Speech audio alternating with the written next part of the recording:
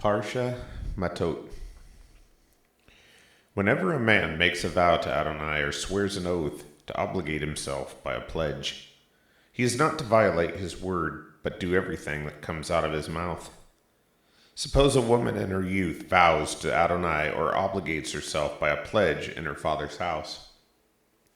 If her father should hear her vow or her pledge with which she obligated herself, and her father says nothing to her, all her vows and every pledge by which she has obligated herself shall stand.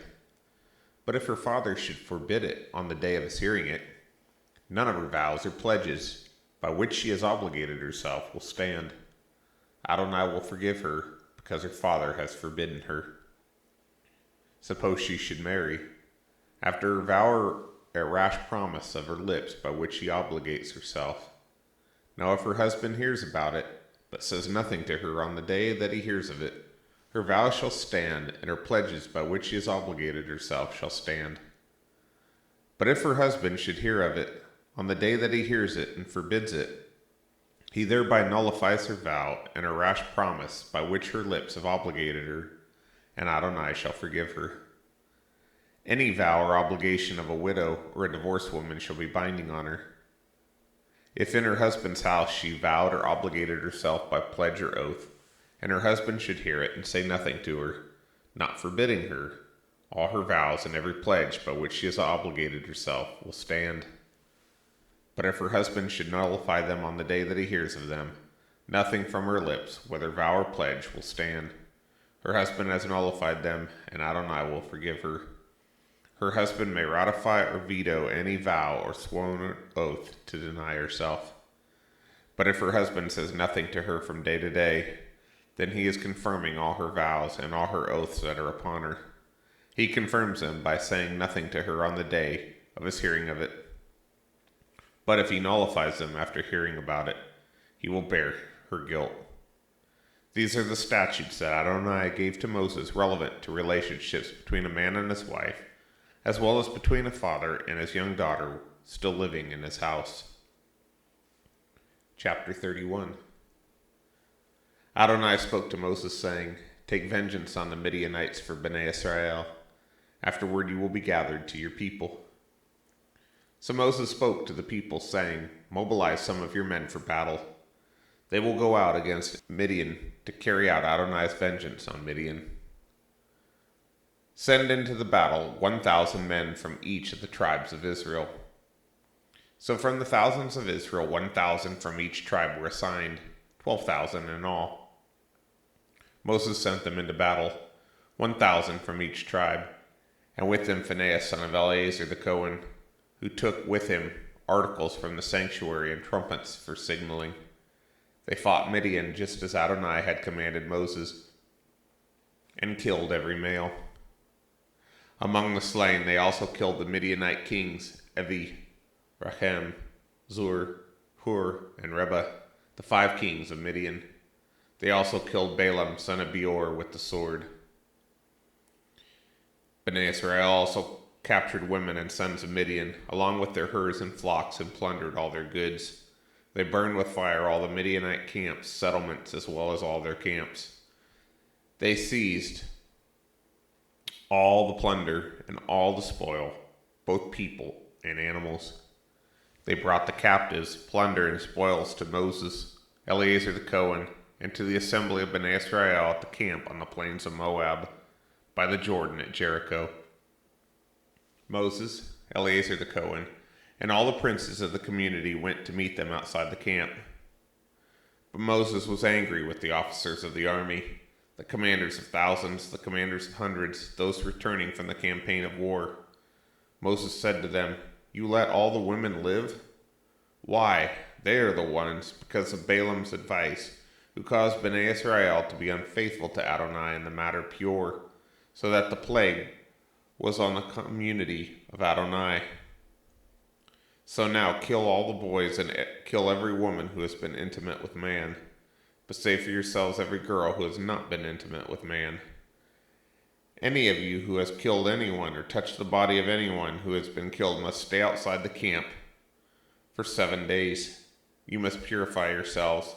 On the 3rd and 7th days you and your captives. Also purify every item of clothing as well as every item made of leather or wood." Eleazar said to the men of the army who had gone to war, "This is the regulation of the Torah Adonai gave to Moses.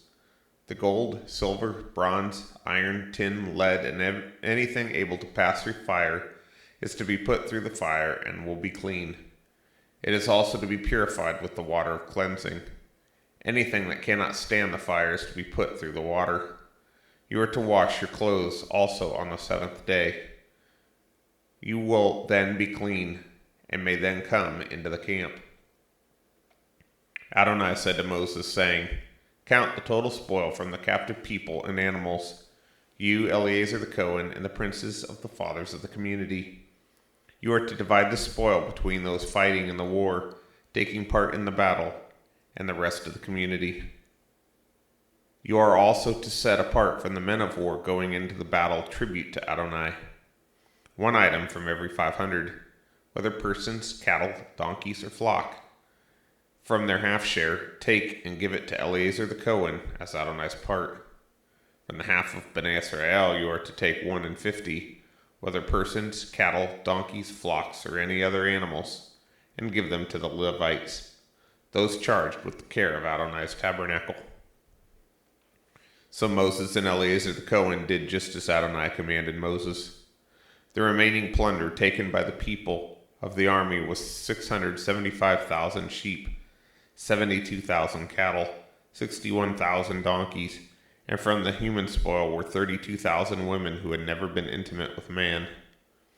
The half share of those going into battle was 337,500 sheep, of which Adonai's tribute was 675, 36,000 cattle, of which Adonai's tribute was 72, 30,500 donkeys, of which Adonai's tribute was 61, 16,000 persons, of which the tribute to Adonai was 32.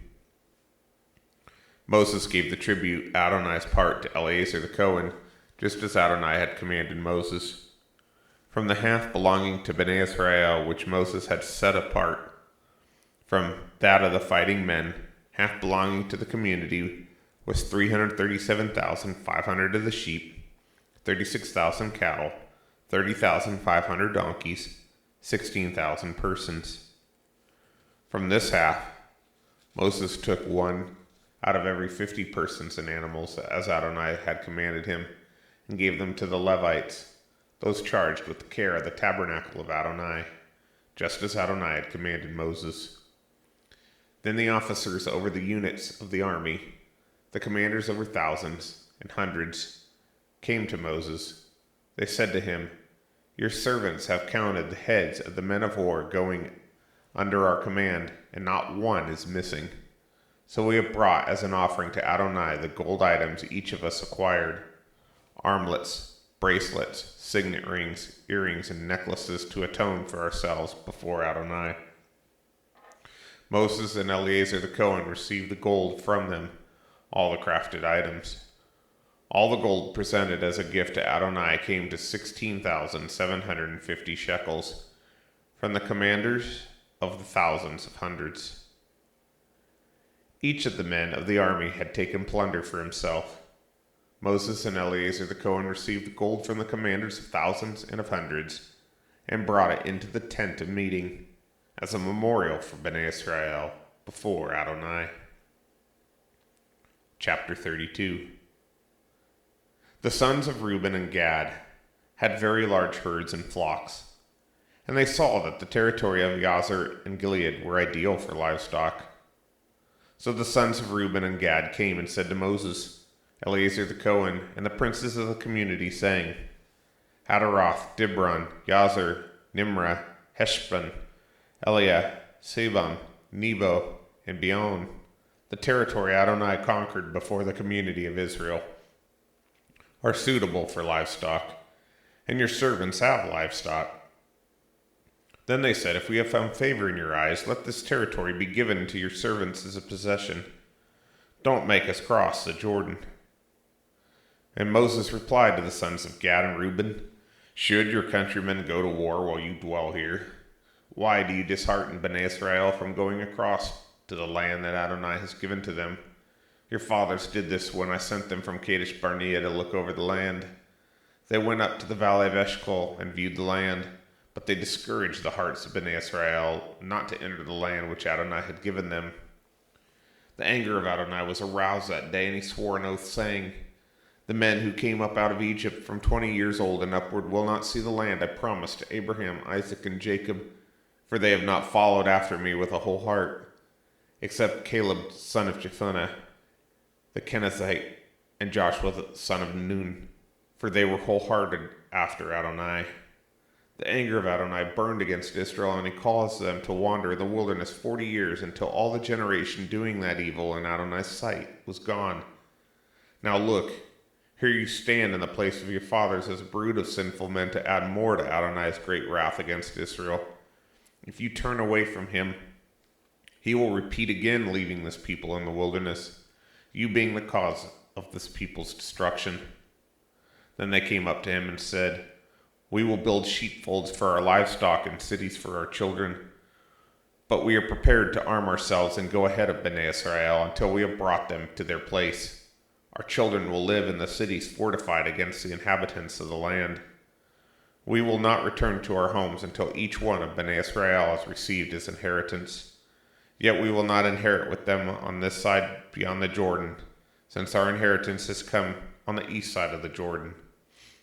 Moses said to them, "If you will do this, if you will arm yourselves for battle for Adonai, and if all of you cross the Jordan until Adonai has driven his enemies from before him, and the land is subdued before Adonai, then afterward you may return and be free from Adonai and Israel. Then this territory will be your possession before Adonai. But if you don't do this, behold, you sin against Adonai, and be assured your sin shall find you out. Build for yourselves cities for your children and pens for your flocks. Then do what has come out of your mouth." The sons of Gad and Reuben said to Moses, saying, "Your servants will do just as my Lord is commanding. Our children, our wives, our flocks, and all our herds will remain here in the cities of Gilead. But your servants, everyone armed for battle, will cross over for the war before Adonai, just as my Lord says." Moses then gave orders about them to Eleazar the Cohen, Joshua son of Nun, and to the chiefs of the fathers of the tribes of Bnei Israel. Moses said to them, "If the sons of Gad and Reuben cross over before the Jordan with you, everyone armed for battle before Adonai, when the land is subdued before you, then give them the territory of Gilead as a possession. However, if they do not cross over fully armed, they are to possess the land of Canaan with you." The sons of Gad and Reuben answered, saying, "What Adonai has said to your servants, so we shall do.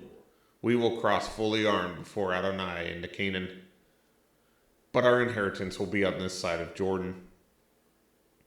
Moses then gave to them the sons of Gad, Reuben, and the half-tribe of Manasseh, son of Joseph, the kingdom of Shion, king of the Amorites, and the kingdom of Og, king of Bashan, the land with its cities and the territory around the cities. The sons of Gad built up Dibon, Adaroth, and Arir, as well as Atro, Shofan, Yazer, and Yagabah, Beth Nimrah and Beth Haran as fortified cities, as well as sheep pens. The sons of Reuben built Heshbon, Eliath, Kedathrim, Nebo, Baal Meon, cities whose names were changed, and Sibmah. They gave other names to the rebuilt cities. The sons of Machir, son of Manasseh, went up to Gilead, captured it, and drove out the Amorites who were there. So Moses gave Gilead to Machir, son of Manasseh, and he lived there.